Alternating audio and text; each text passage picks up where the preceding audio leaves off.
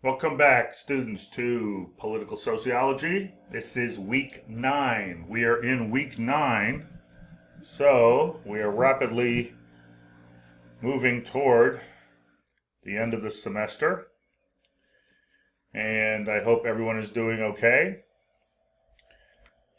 I am reading your reading and writing assignments, and I'm posting them back to you. Hopefully you're looking at those. I will be posting the second essay this week, and you will receive more information about that. Now, week 9 is devoted to fiscal politics, and I should say, maybe I should have changed this slide, fiscal and monetary politics. These are topics that aren't always covered in a political sociology class.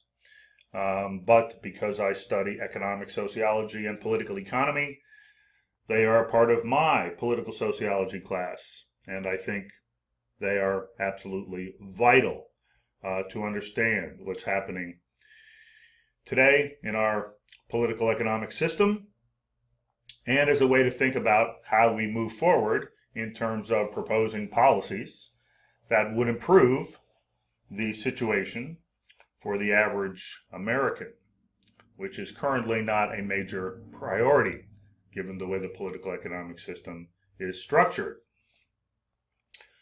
So, you have read chapters from 2 recent books that have received an enormous amount of attention, by the way, among academics in this field. And you are fortunate to have read those chapters. So, you can thank me now, or you can thank me later. One of these is, I have them here, the triumph, of injustice, and the other is The Deficit Myth by Stephanie Kelton. Arguments about the deficit, the amount of money the government can spend, the limits on government spending, have plagued the ability of us progressives, I think, to propose policies. We now have a theory, an analysis that helps us make strong arguments for the role of government to expand programs significantly and to develop new programs. So we'll talk about all that. So these are 2 major works that have been done by some of the most influential academics, Stephanie Kelton and Emmanuel Saez. And so it's important that you understand some of these issues. Some of this is discussed if you would take an economics course, but they would probably frame it in an entirely different way. We are doing political economy here. We are coming from a more radical perspective, but we are basing that perspective and the arguments on empirical analysis. If you can develop the ability to understand these fiscal and monetary dynamics of American capitalism, you will be intellectually ahead of and advanced beyond the average person who thinks about politics. Even as you probably got a hint, certainly in Kelton's book, The Average Politician. So, to some extent, we are plagued by certain kinds of myths. We are plagued by certain kinds of assumptions that have ideological functions, and we need to be able to dissect those and, as I like to say, demolish them. And often, if you can undermine the assumptions on which people's policies are based, or political arguments are based, you can win the argument. And I've spent most of my life engaged in political argument, and I don't have any problem with that term. And one of the things that has motivated me to study these issues is because when I get in an argument, To put it bluntly, I want to destroy the opponent, not physically, but logically. That may not be the best motive for expanding one's area of knowledge and understanding. But whatever it takes to motivate one to develop a much better understanding of the way the political economy works. Okay, let's get on with it. Jaffe, let's get on with it. Okay, let's see if this works. By the way, you might notice I'm not using VoiceThread. I'm using the other method, studio method. People aren't posting questions. They aren't posting comments in VoiceThread. And it's a little more complex to put that particular presentation, narrated presentation together. So I'm going to be using Studio, which does allow me to advance the slides after I click on one of them. Let's see. Okay, let's see if I can advance a slide. I'm not touching the desktop. Aha. Okay. So let's begin with some basic terminology, some basic concepts. And these are things which I think all students, that is anyone who is, has a bachelor's degree, educated, or not necessarily a bachelor's degree, but somebody who wants to educate themselves in the operation of the political economy in the United States, and one can acquire some of that knowledge formally in the university, or of course one can engage in what I always say is most important, that is autodidactism, and that is that you go out because you want to understand this stuff and you take the time and the energy to pull up the resources that exist, unlimited infinite resources that exist on the internet, and you can learn about all of these fiscal and monetary issues. So fiscal policy is basically taxing and spending. That's what we mean by fiscal policy, taxing and spending. So when somebody says they're a fiscal conservative, they often mean they want to reduce taxes and limit spending. And what they'll often say, this is a kind of classic way to attack your opponent. Conservatives would often say, oh, they're just another tax and spend liberal. Well, here's the point. All governments tax and all governments spend. I think I discussed this maybe early in the semester. I can't remember now. But all governments tax, all governments spend. The question is, who pays the taxes? Is the taxation progressive or regressive, which we'll get to in a moment? And what is government spending money on? Okay? Taxing and spending is a fundamental function of all governments. The question is, what is the tax burden? How is it distributed? And on what is the tax revenue? If we want to put it that way, Kelton will correct us a little bit on this. The tax revenue spent on. What are the spending priorities of the government? Those are the questions you should always ask. There's nothing wrong with taxing and spending. So again, this is part of the ideological fabric of American society. Taxing is bad. Spending is bad. Government is bad. Let the private sector do it. Let the market, the magic of the market solve our problems. We know that doesn't work. Progressive taxation simply means that those who have the most amount of money pay a larger percentage of their income in taxes than those who have less money. That's a progressive tax system. The income tax in the United States, the federal income tax, is mildly progressive. Not nearly as progressive as it used to be, which we'll talk about in a moment, and which we touched on earlier in the semester. But it is a progressive system, which means that the more money you make, the higher the percent tax based on your tax bracket versus somebody who makes much less money. That is a progressive tax system. A regressive tax system is where those who make the most actually end up paying less than those who make a smaller amount of money. Okay? So regressive taxation, progressive taxation. Income tax is a progressive tax. Sales tax, for example, is a regressive tax. It's the same percentage on everyone, but we know that the percentage of income of poor people spent consuming goods and therefore being subjected to the sales tax is a much greater percentage of their income than for the wealthiest members of society. So when you have a sales tax, it's a regressive tax. Here in Duval County, there is a amendment on the ballot for a half-cent tax to fund the schools. This is always what's done.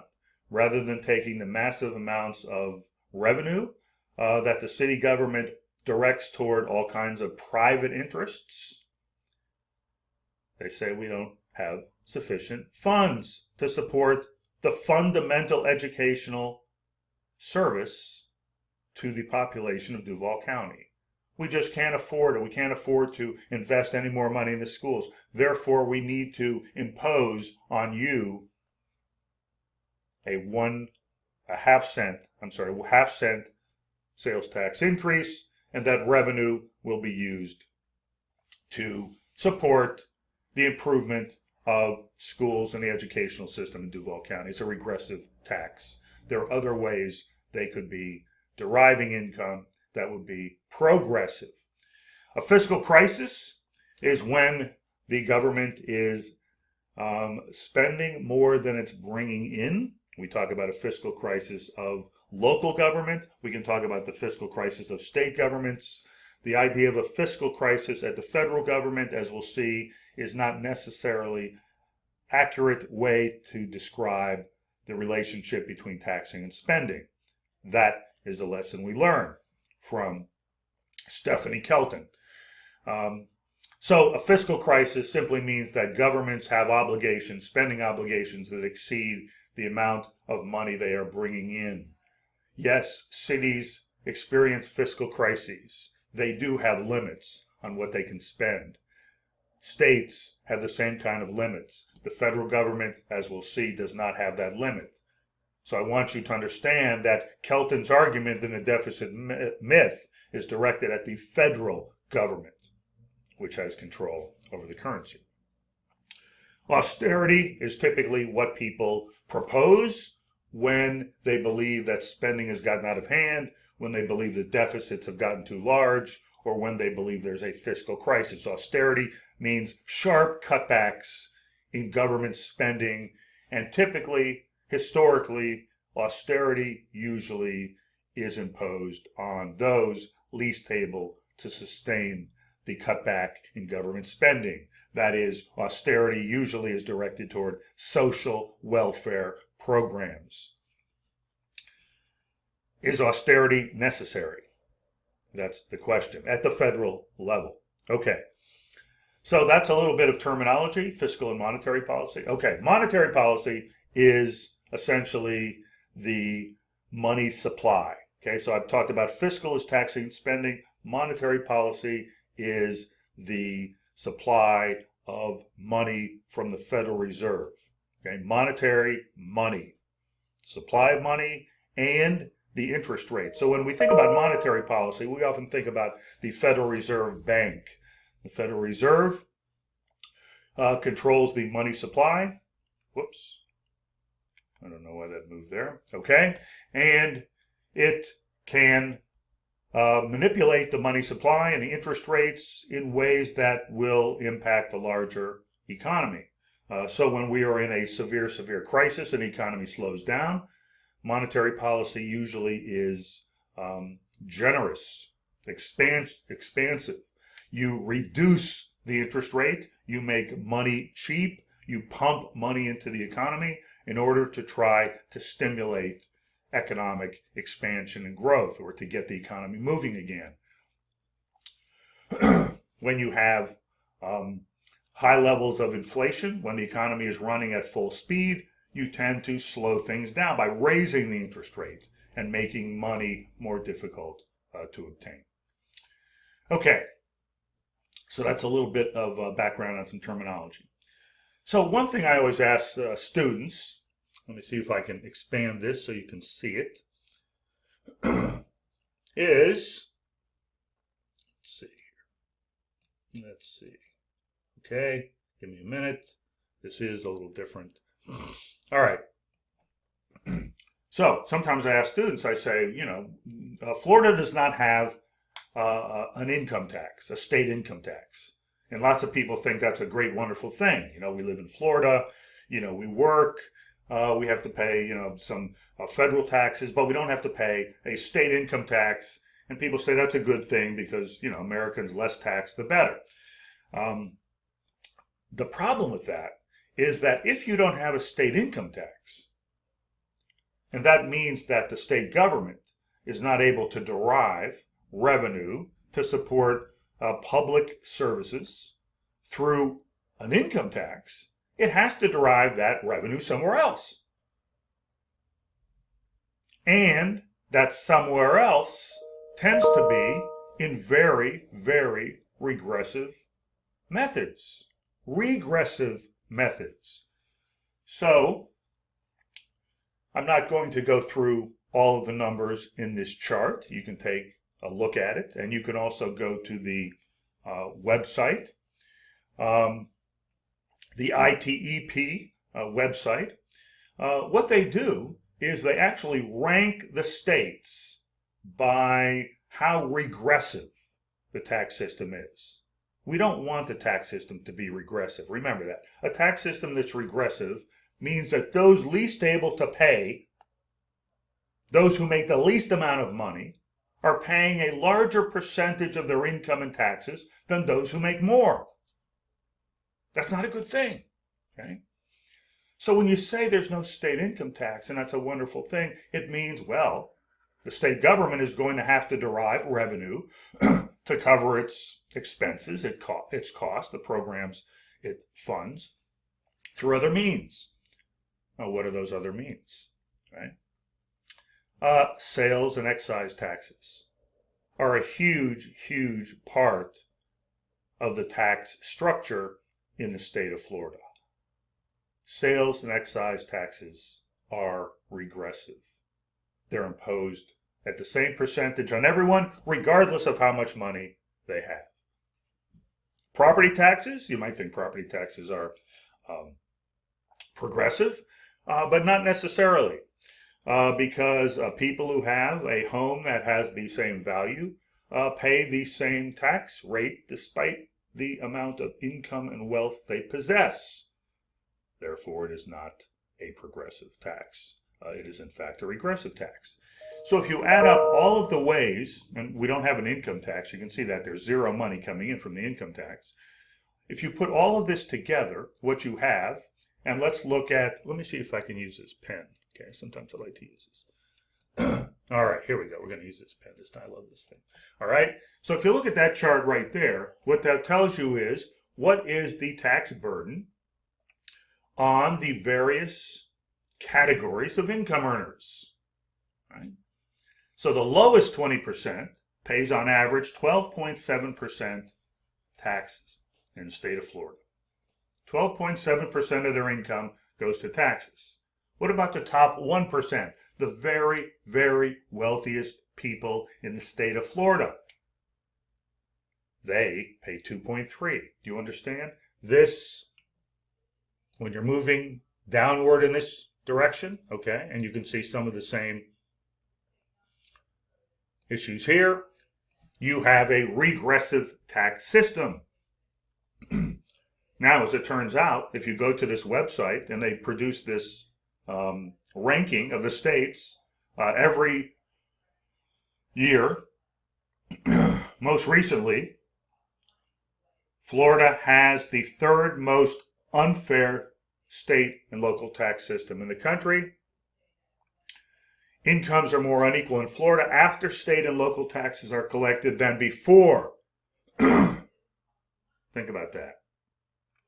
So the tax system actually increases the level of inequality rather than reducing the level of inequality, which is often one of the primary purposes and goals and objectives of a tax system. Right? So this is the situation in the state of Florida. And the Florida underfunds all kinds of public services compared to other countries. Other states.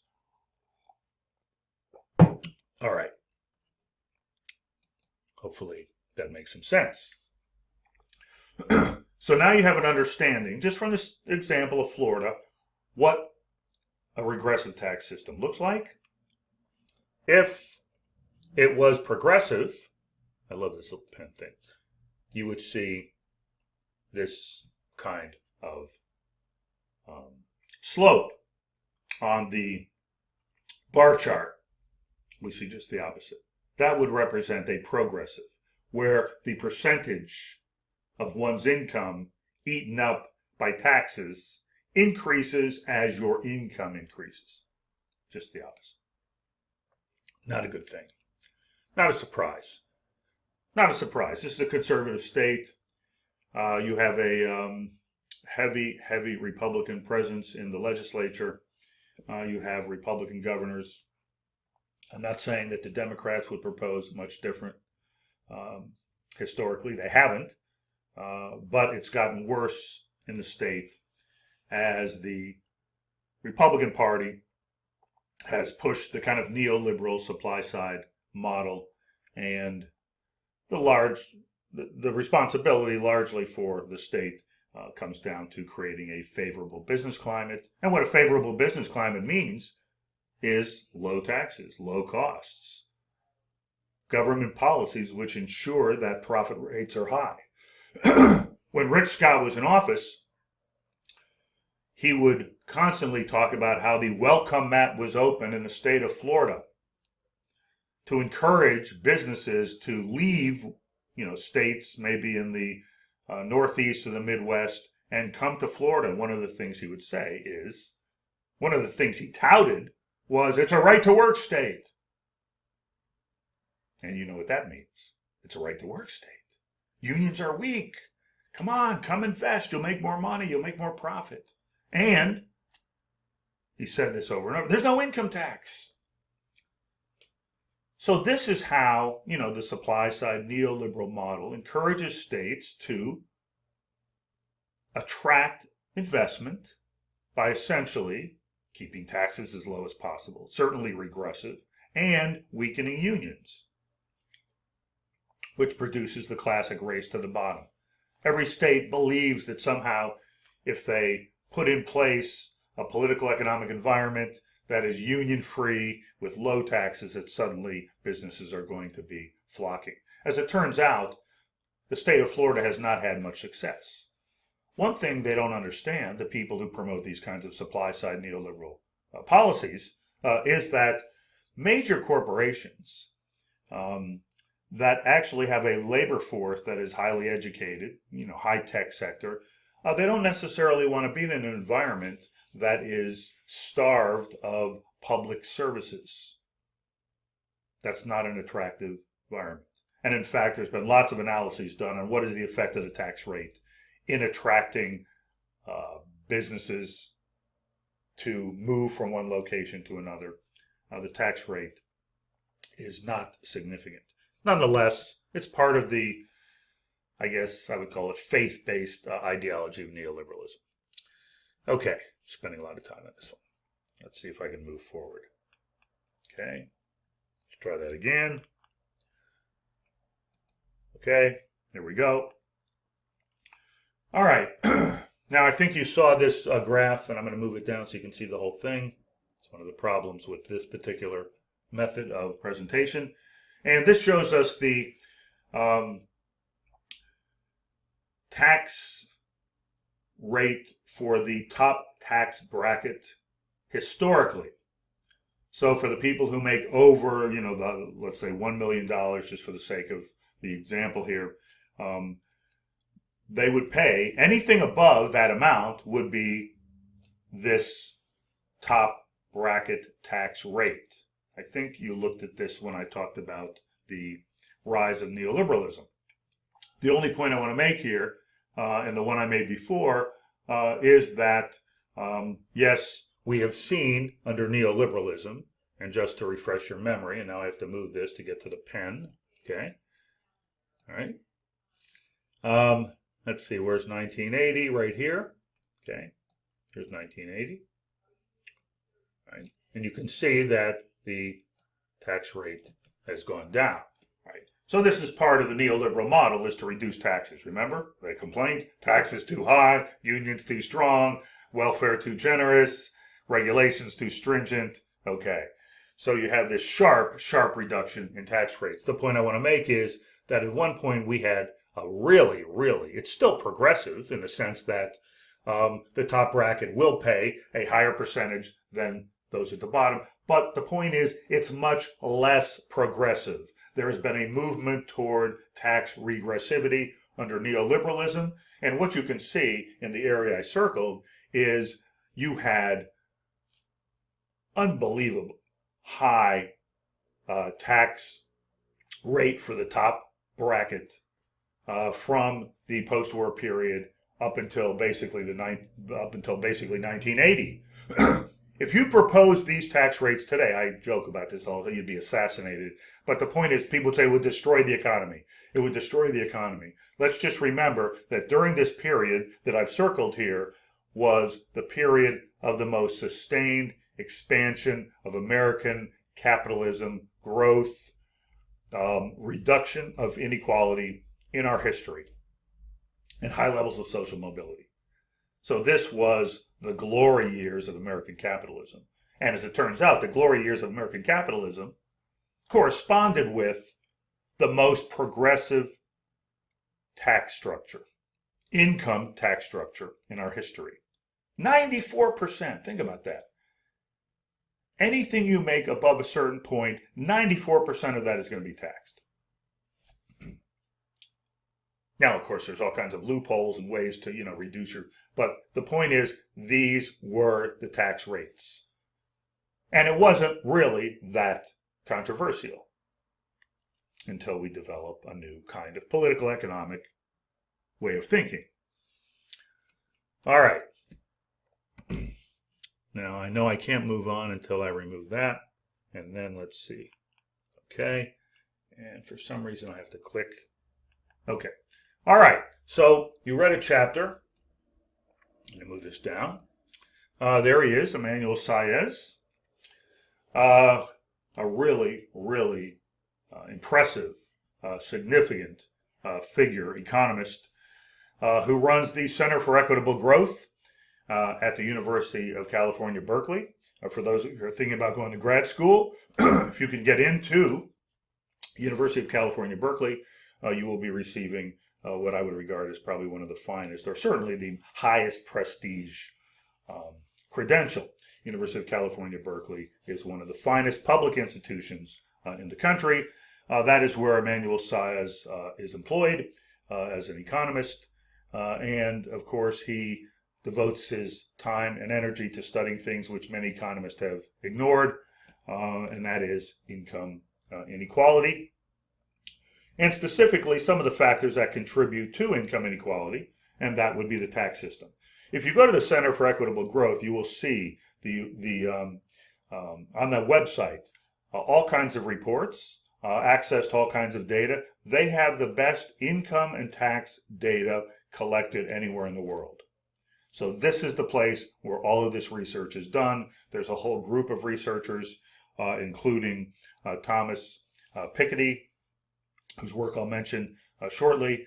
And so it's a very impressive operation. So if you're interested in pursuing this topic further, studying it, looking at some of their other work, check it out. Right. So this book was published within the last year, and it has had an enormous influence on conversations about the nature of our tax system and the inequity of our tax system, and the way the tax system has been rigged.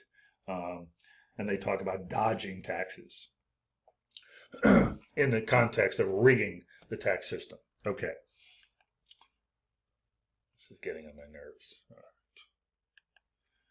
Okay. So you are going to read the chapter. I'm not going to spend a lot of time reviewing it because I think most of what is presented in a chapter or chapters that you are reading, I can't remember if I had one or two chapters, but the main point here is trends in regressivity. This is something I had made reference to before. And what is really remarkable is the analysis they've done has not been done by anyone before, because they have access to data that allows them to measure the impact and the burden of every single kind of taxation imposed on American citizens.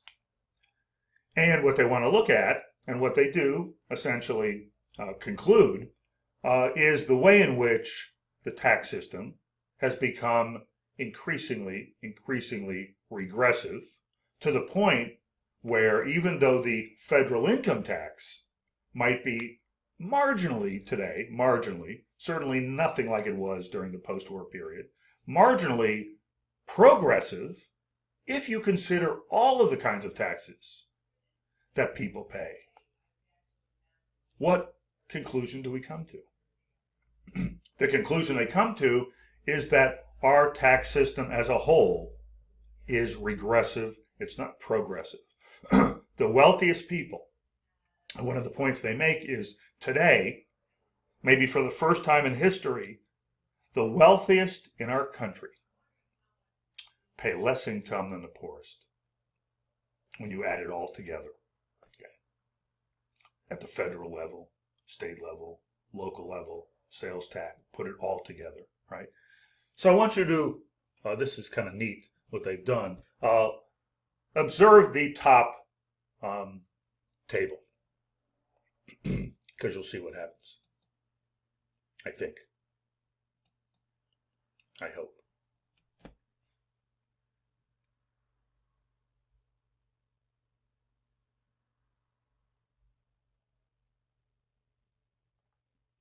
See that? So basically, that is a kind of animation that shows the tax burden moving, right? Now, if you have a nice upward slope, right, that means that it is progressive. Let me go back. Okay. Right?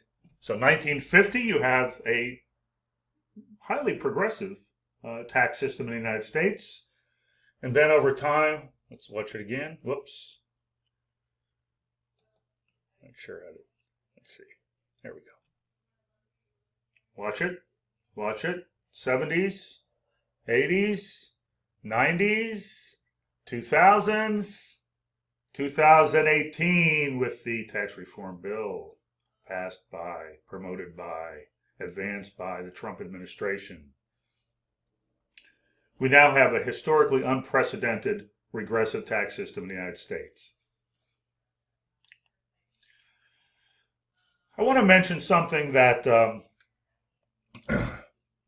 was referred to once. Let me see if I can get this to expand a little further.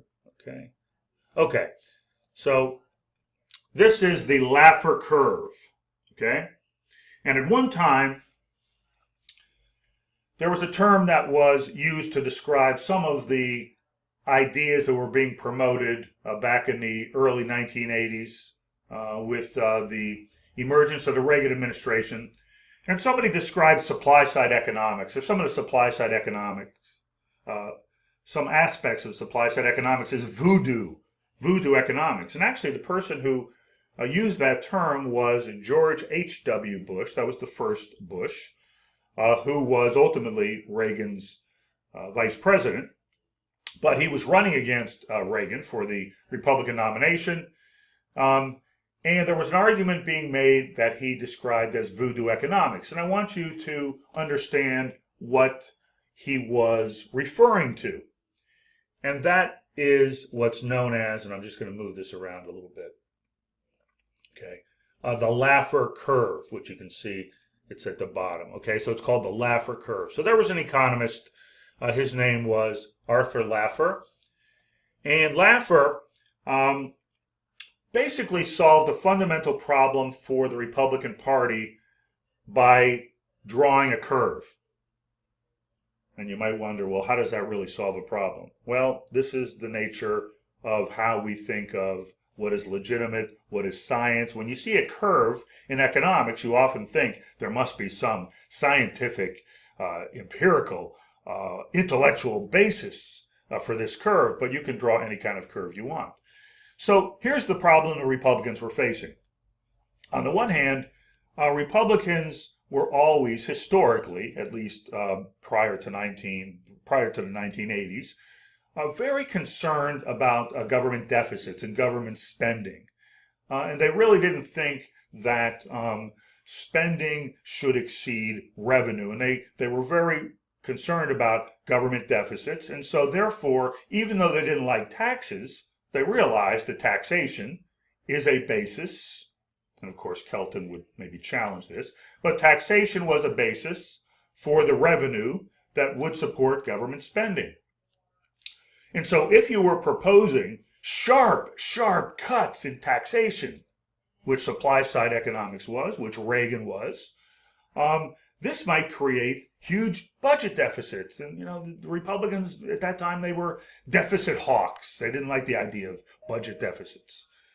So Laffer was, and there's a classic story about this. He was having lunch someplace out in California at what they used to call a fern bar, and they were having drinks and lunch, and he had a cocktail napkin, and he simply said, there's a way for us to get around this problem. We can cut taxes, and we don't have to worry about deficits.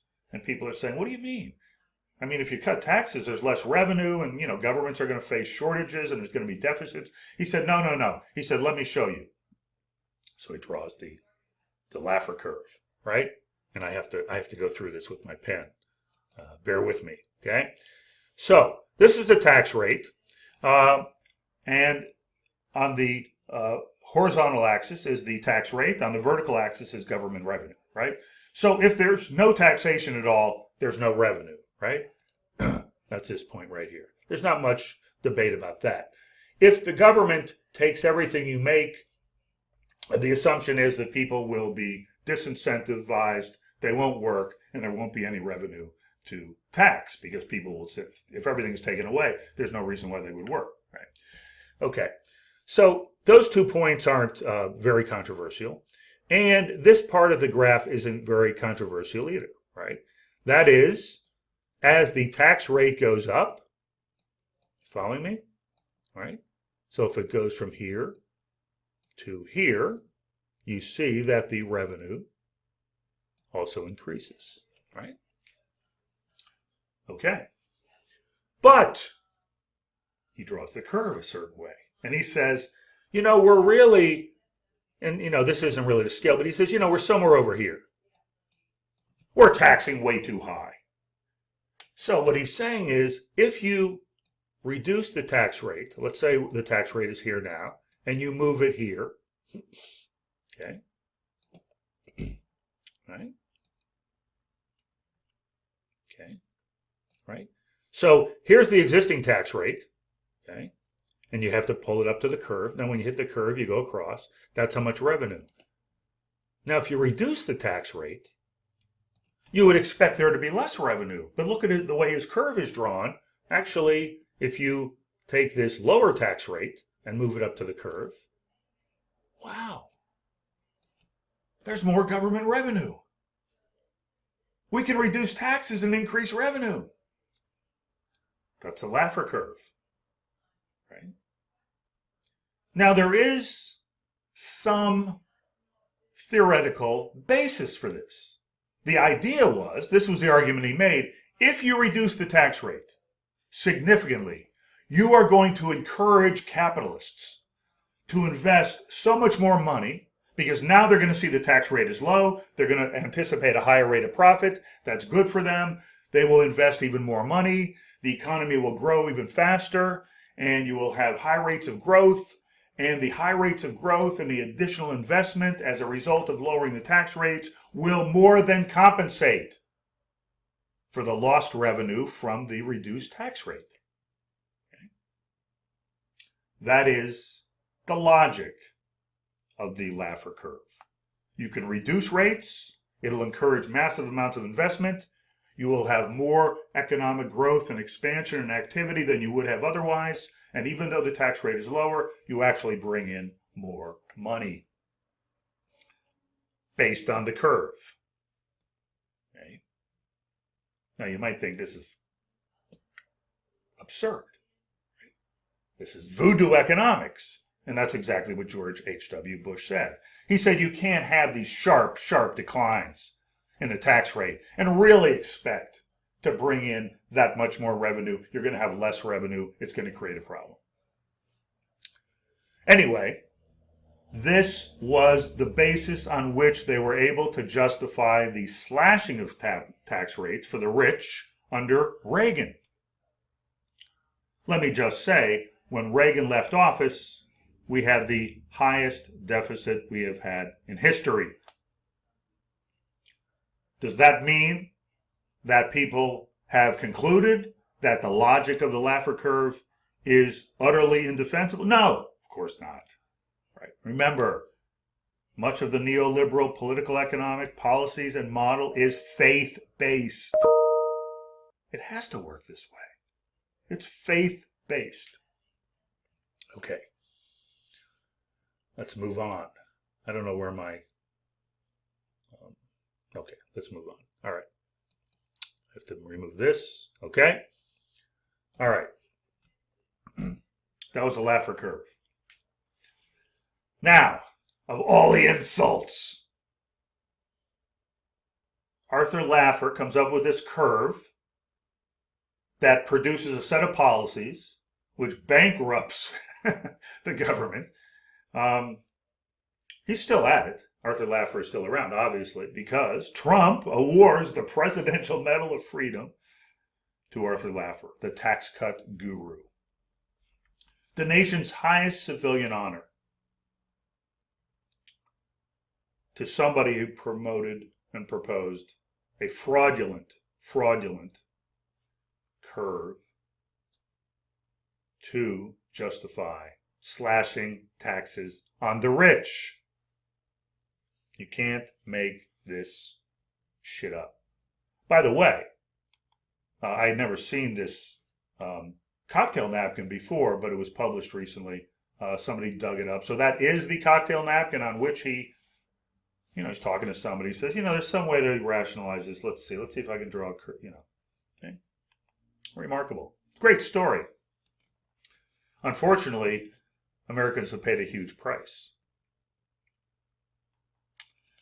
Deja Voodoo. I love that. Okay. What does that mean? We have voodoo economics. It obviously didn't go as planned by those proponents. So here's what we heard from Jeb Bush when he was running September 2015. 30, 40 years after the, Laffer curve. The same logic that is used for the Laffer curve continues to be used whenever conservatives want to cut taxes, particularly taxes for the rich and taxes for corporations. So Jeb Bush says, this is a quote from when he was running. Remember, he was running. He was running for the Republican nomination in 2016. Didn't work out too well. Okay, that's all I'm going to say about that. Lower taxes will create a renaissance of investment in our country. Right? Sounds a little like the Laffer curve. The dynamic effect of growth will create far more revenue than any of the exotic tax plans that are being proposed by the left. The dynamic effect of tax policy creates economic growth that narrows the deficit. It's just unbelievable. It's the same arguments they made before. You think people would say, Chad, come on, get real. We know this doesn't work. We know this Laffer curve logic has never worked. Everyone who has ever tried to propose this and put it in play in terms of policy has produced enormous, enormous deficits. We'll create far more revenue and narrow the deficit. Steve Mnuchin, he's still there. He hasn't been fired yet. Okay, he's with the Trump administration. Remember that Trump had this tax reform bill in 2017? They made all kinds of arguments about how it was going to be good for everybody and good for the middle class and not benefit the rich. And of course, that's all a lie. The Trump administration tax plan, said Mnuchin, quote, will not only pay for itself, there's the Laffer curve logic, but it will pay down the debt. By generating $2 trillion in additional revenue, that's what Stephen Mnuchin said in September 2017. And Trump has said that economic growth resulting from his tax bill, his tax overhaul, in particular a reduction in the corporate tax, would cover the cost of the plan. You understand, cover the cost of the plan, because it would presumably produce so much more investment in jobs and growth and expansion and employment, manufacturing, that would expand the amount of money that could be taxed, and therefore it would more than cover the cost of the plan. All of this is using the bankrupt logic of the Laffer curve. What happened? Okay. Well, they said it was a middle-class tax cut. A year after the middle-class tax cut, the rich are winning. All of the people who looked at the tax reform bill that was passed in 2017, proposed by the Republican administration of Donald Trump, said that it was going to provide primarily benefits to the top 10 to 20% of earners, and that it would create large deficits. Here's another one from Newsweek. Trump's 2017 tax cuts helped super rich pay lower rate than bottom 50%. For the first time in the last 100 years, billionaires have paid less than steel workers. And they were probably looking at some of the research that was being done by Saez. Why Trump's $1.5 trillion tax cut hasn't sparked hiring or investment? Because corporations, when you cut their tax rate, there's lots of things they can do with the money. I think we talked about this earlier. One is to reinvest, right? Retain and reinvest. We talked about that in terms of shareholder value. Or they can hoard the money. They can stash it in exotic investment instruments on Wall Street. They can buy up their stock, or buybacks, to raise the price of the stock. Okay. So, didn't have the claimed benefits for the economy.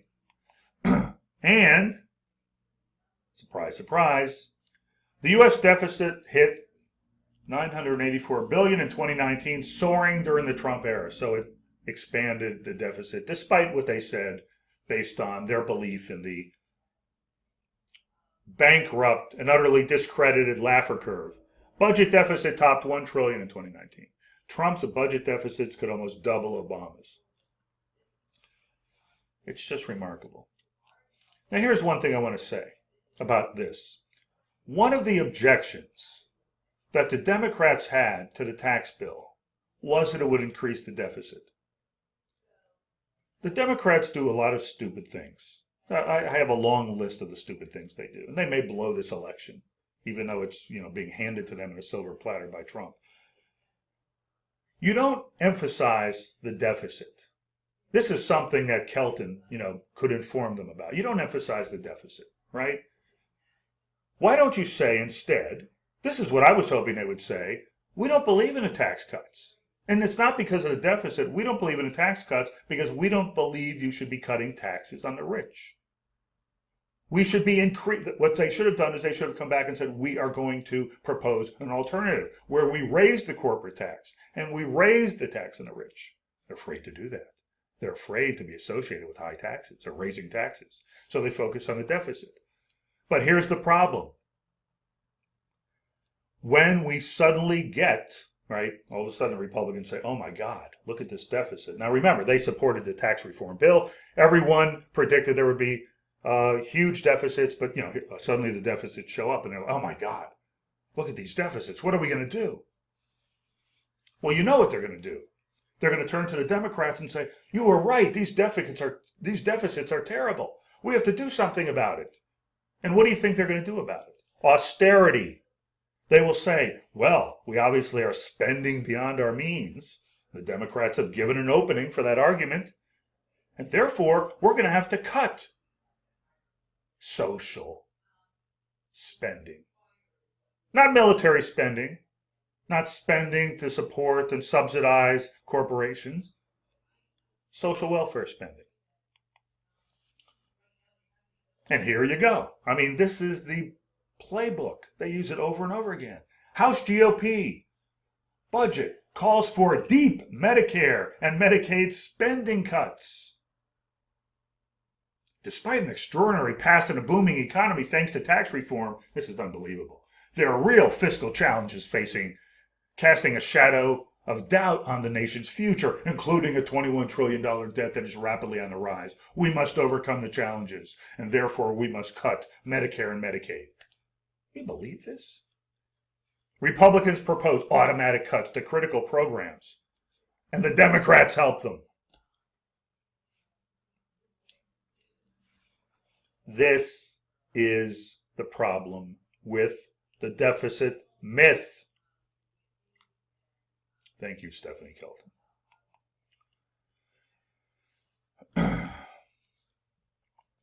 Trump's $4.8 trillion budget proposal revisits rejected cuts. President Donald Trump unveiled a $4.8 trillion election year budget plan on Monday that recycles deep, previously rejected cuts to domestic programs.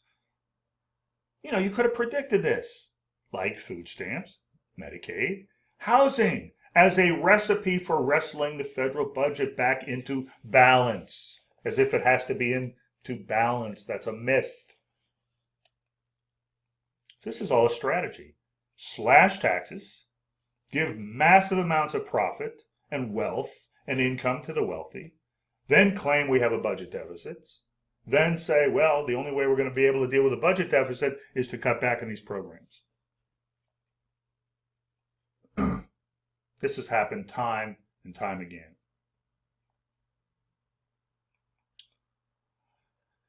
The most radical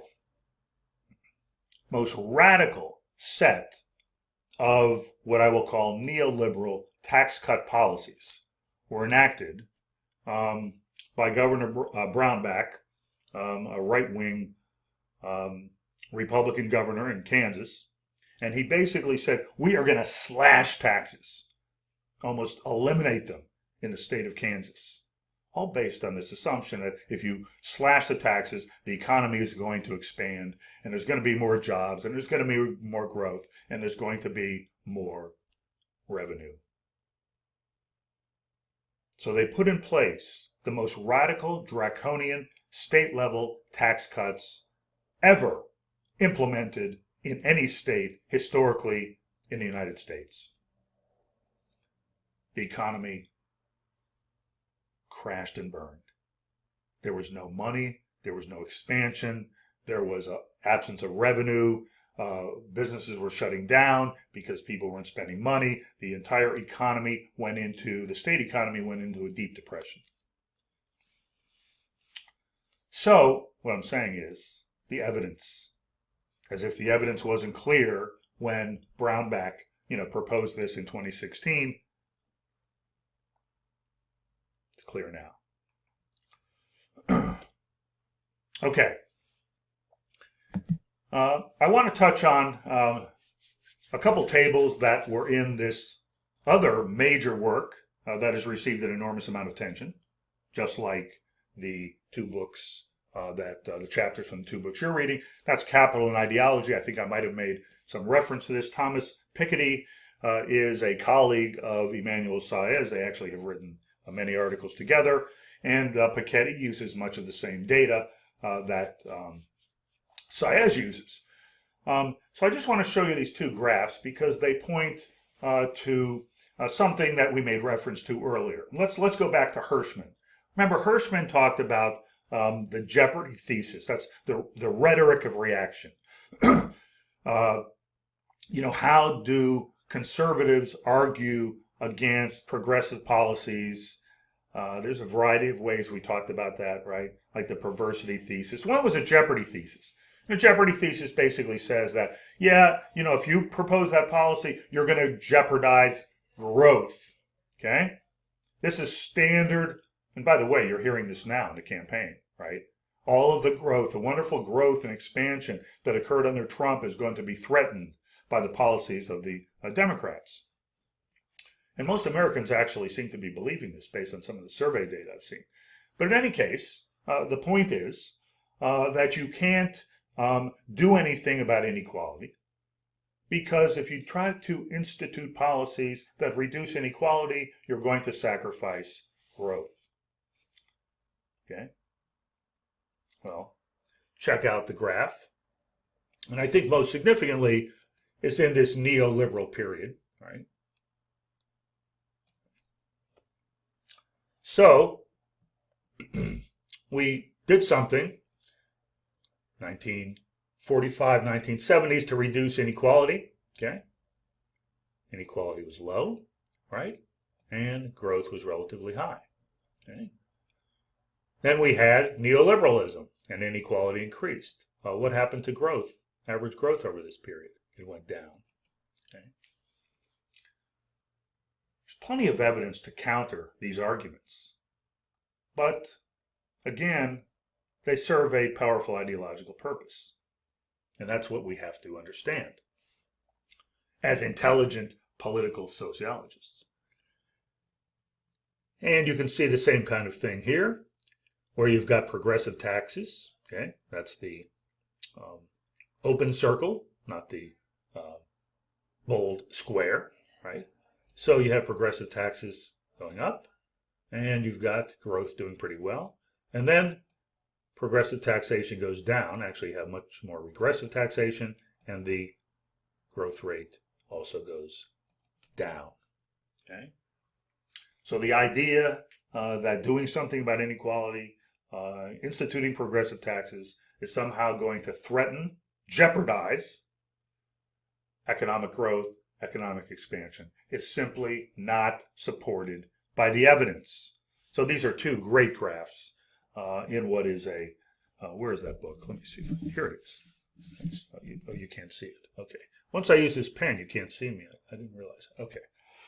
Here it is. I just want you to see this. It's fabulous. Okay. You want to pick this up. No, you probably don't want to pick it up. Just read some of his articles. Okay. This is, I use this to hold my door open. It's a tome. We call it a tome. T-O-M-E. Okay. You did have another reading. Let's briefly just talk about that. And hopefully you are getting something, I would say, enlightenment out of these readings. Okay. Once again, this okay, modern monetary theory. Why can't I? Let me try something here. Bear with me, just for a minute. See if I can can't expand this. Okay. All right. Modern monetary theory. Now, this is it's almost less of a theory than a description about the way the monetary system works. But it is closely associated with several economists. One is Stephanie Kelton, who is a fabulous, dynamic, prolific economist. You can see her presentations on YouTube about this topic if you'd like to learn more. Monetary policy can be complex. It can be confusing. She's proposing something that counters the deep ideological indoctrination of most Americans, most politicians in the United States. They just can't wrap their head around this. And I have a podcast with my sociology colleague, Rick Phillips. The one area we probably have had the most intense disagreement on, which is actually good because the name of the podcast is Civil Discord. I don't think there's enough discord on our podcast, is about the deficit and about government spending and the relationship between government spending and a deficit and whether it matters and whether it's a problem. And I lean on the modern monetary theory side. In fact, we had such an intense argument. I said, I got to buy a copy of this book for my colleague. So I bought a copy. I had it sent to the university. I'm staying away from the university for obvious reasons. And, he found it in his mailbox. He's teaching on it. But I don't know if he's read it. I don't know if he's convinced. It's hard when you have, and you're committed yourself to a certain way of thinking. It's not easy to abandon that. And I would say Professor Phillips is one of my colleagues who is more than amenable to empirical data to refute previous assumptions and beliefs. So I'm hoping that he will see the light and come around. Right. The value of modern monetary theory, generally, and specifically, I would say for the left and for progressives, is it blows up, literally blows up entirely, obliterates the widespread ideologically useful assumptions. Very important to point that out. It's an ideologically useful assumption. We talked about restraining myths, and we talked about constraints and limitations that people assume. They limit their imagination of what the society could look like. They believe there's limits on what the government could possibly do, especially with regard to resources, financial resources to support those programs. So this blows up the ideologically useful assumption that we cannot afford. Hear this all the time. How are we going to afford that? How are we going to pay for that? Bernie was campaigning. That's all he ever heard about, Medicare for all. How are we going to pay for that? Where's the money going to come from? You can eliminate all of that chatter with modern monetary theory. Medicare for all, free college tuition, debt cancellation, cheap, affordable, what's called social housing. We could go on and on. These are programs that we could be providing. We have the resources, we have the money, and modern monetary theory gets us past this idea that we can't afford it, that it'll blow up the deficit, that will create problems for future generations, etc., etc. This is a major contribution. The other person associated with this theory is Randall Wray, W-R-A-Y. So you can look up his work if you're interested in pursuing this further. I don't know why I have this remote mouse when I have to lean forward. Okay. So if you read the chapter I gave you, and I'm not going to go through all of this, some of the arguments she makes in demolishing these myths can be complex. I would encourage you to, if you're interested and want to know more about each one of these myths that she talks about and why they're a myth, why they're wrong, or why they're incorrect empirically, why they do not describe the way the world works in the United States at the federal level. It's important to point that out. Check out her work.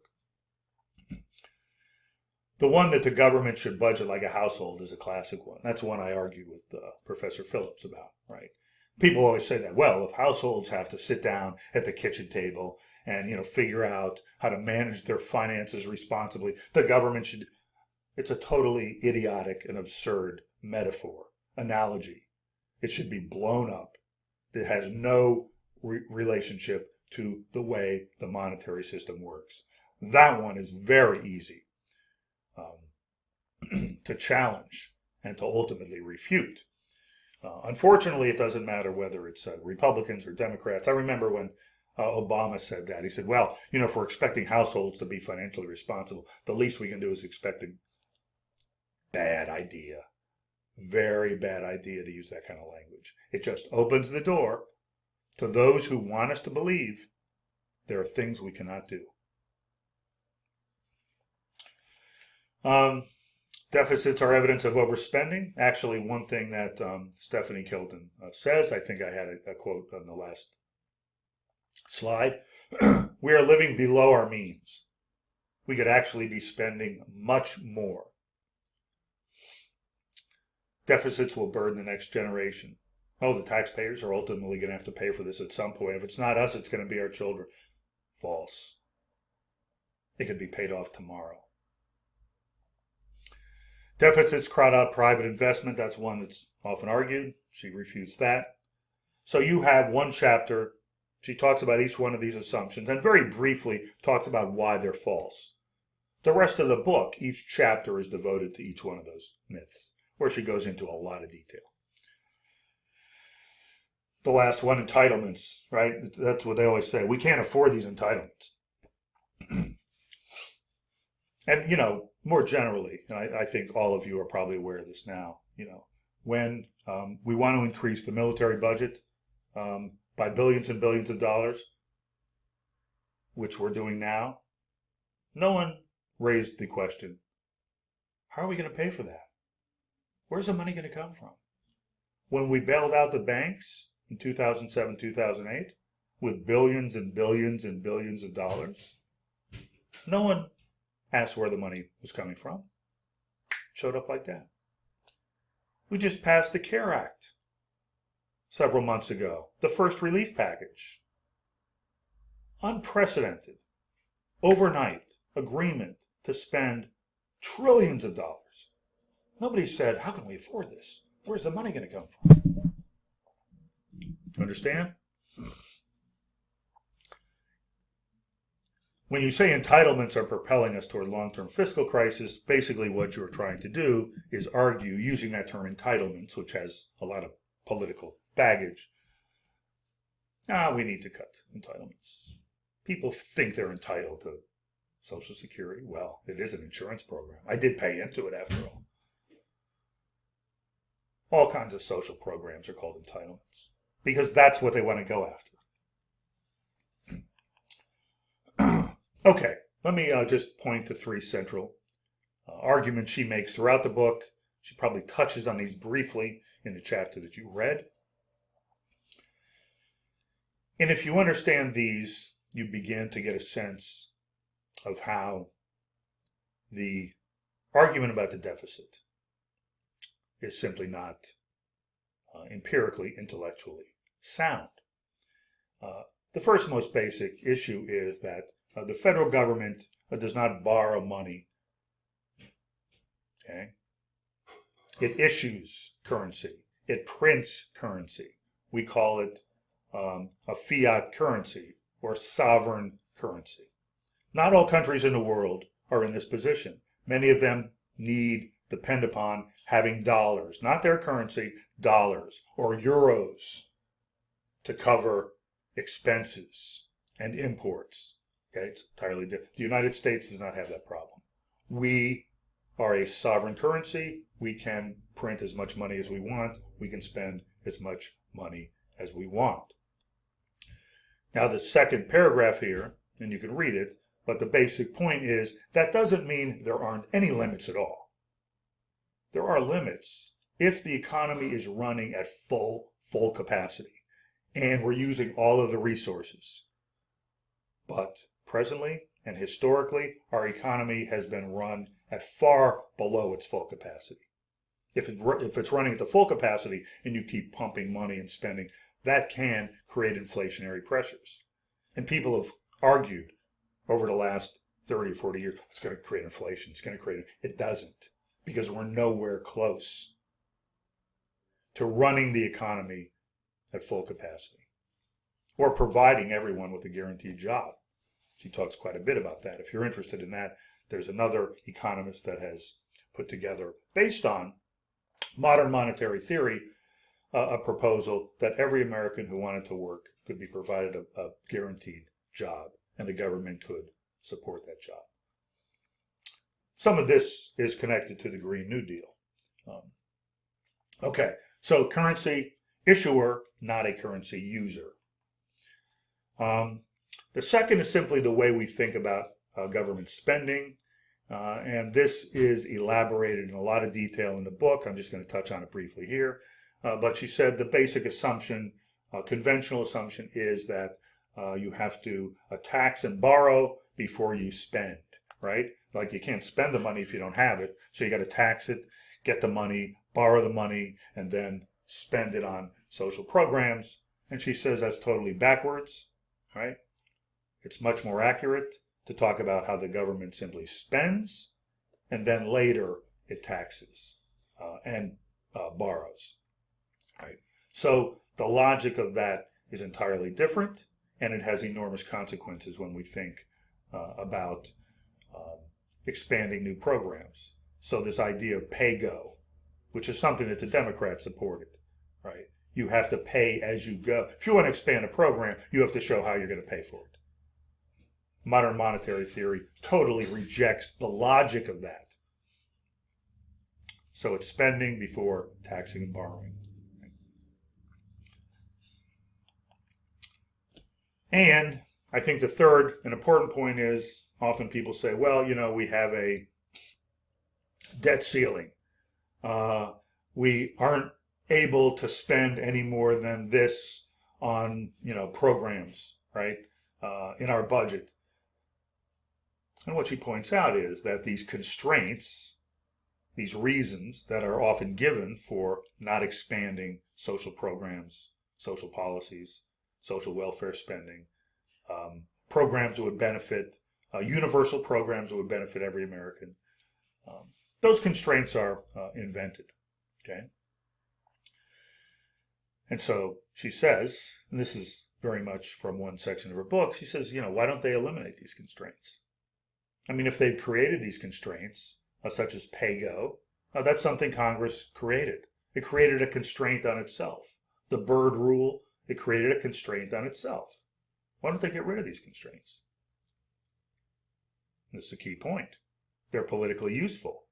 Members of Congress can claim that even though a majority of Americans support health care, support more education, support this program, support that, our hands are tied. We have constraints.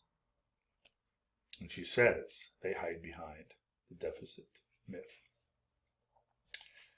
Okay, so the material this week, very important, very critical. If you understand this, you are steps ahead of most Americans in understanding what is going on.